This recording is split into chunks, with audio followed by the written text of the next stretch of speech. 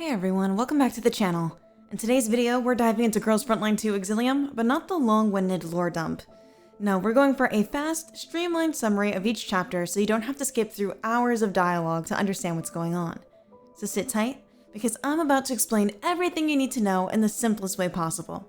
Here is a summary of Chapter 3, Lacuna Rectification. The chapter starts with Groza giving you a full report on the epic fight you all had with the Boojum. Apparently, the monster just disappeared without a trace. Colvin says there was something unusual at Port Vest, and Krolik says there was a patch of grass that looked like collapse fluid outside of blooming season.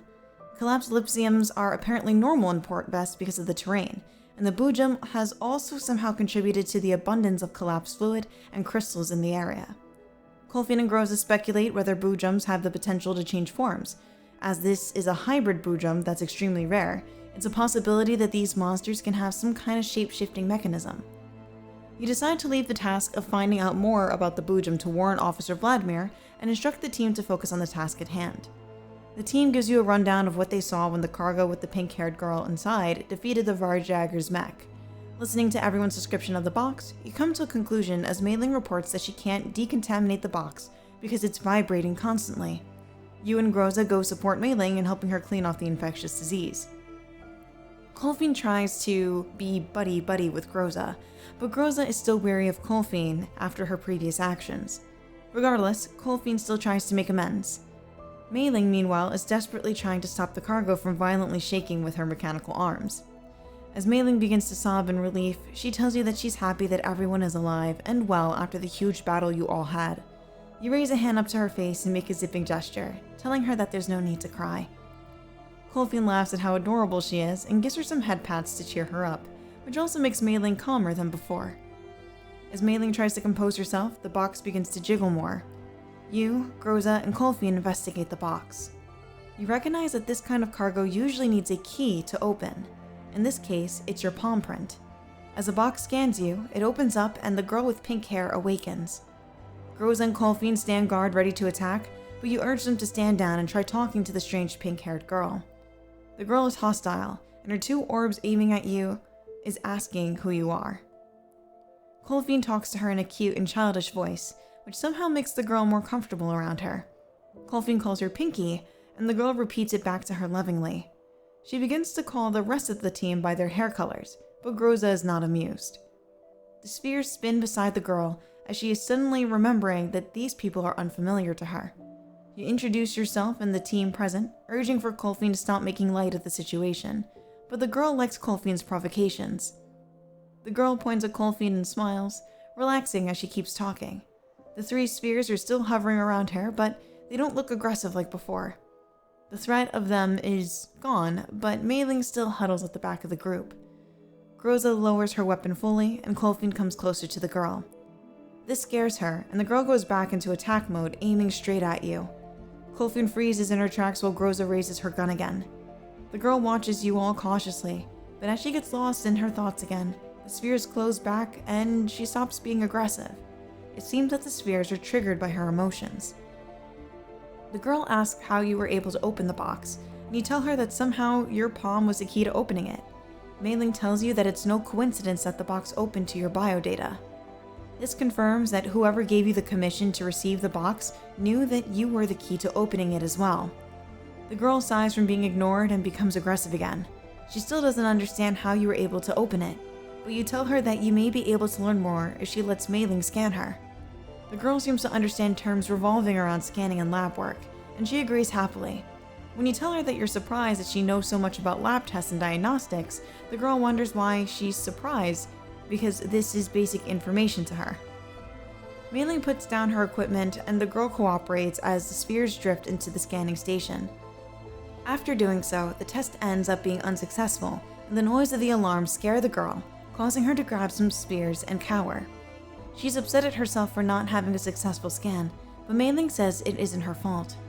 Groza says that she can try getting clearance to run a scan through the neural projection by linking herself to the girl.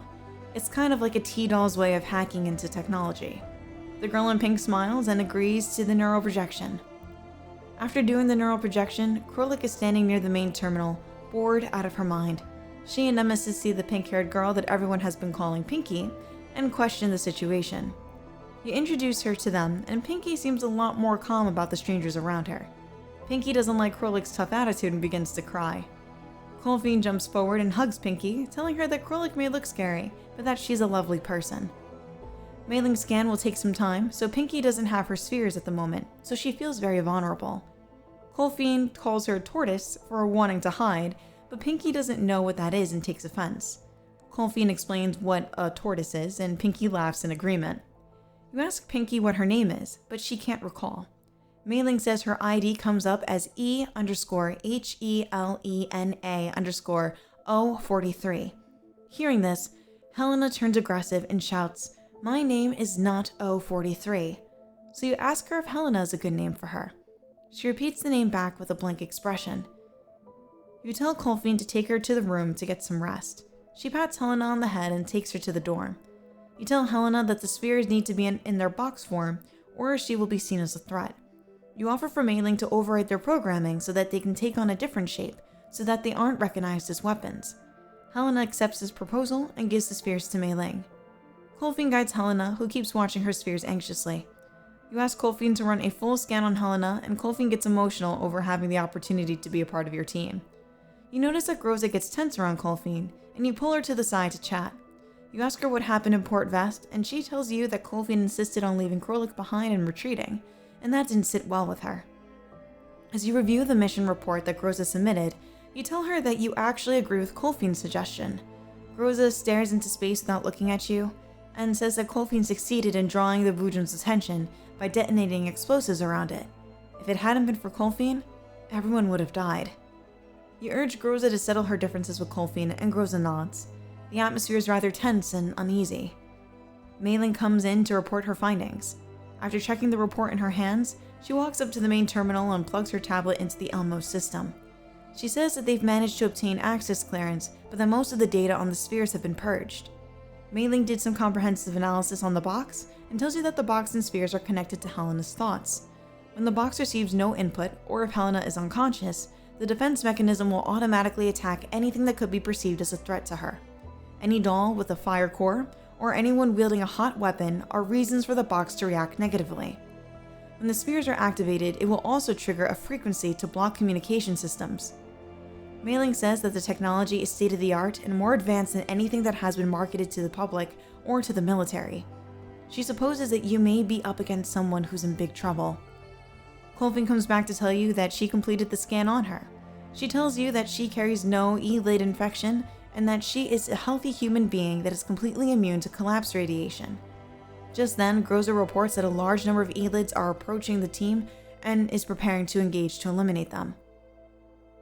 After defeating the enemies, you and Helena look at the sunset and see the Great Wall Railway in the distance.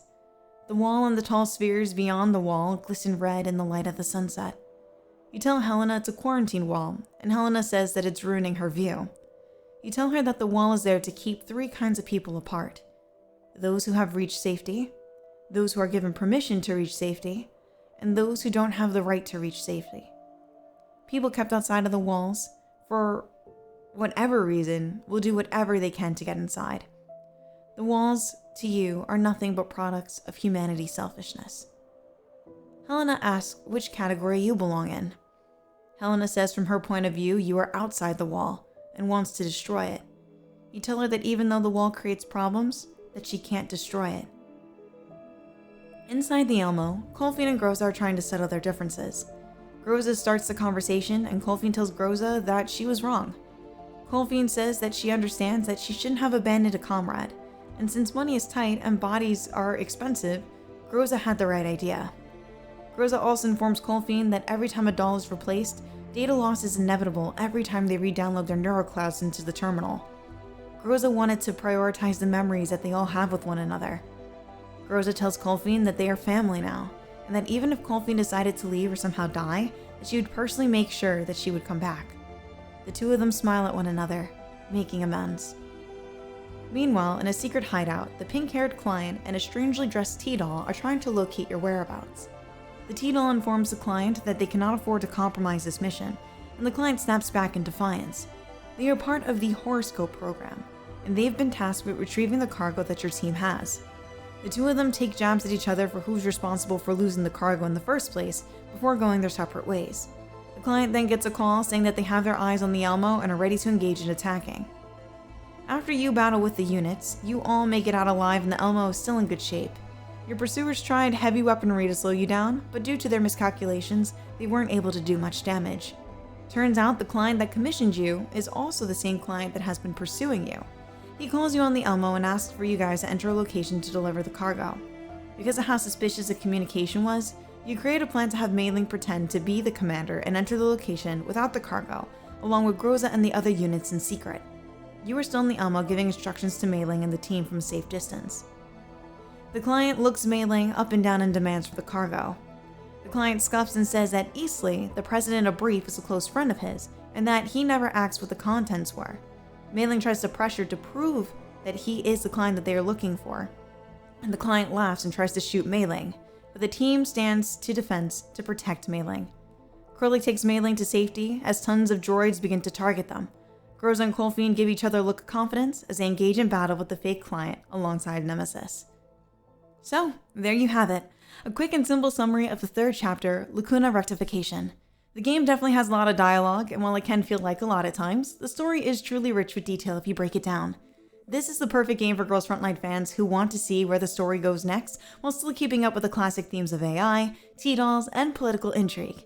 If you found this video helpful, don't forget to leave a like and subscribe for more streamlined summaries and updates on Girls Frontline 2 Exilium.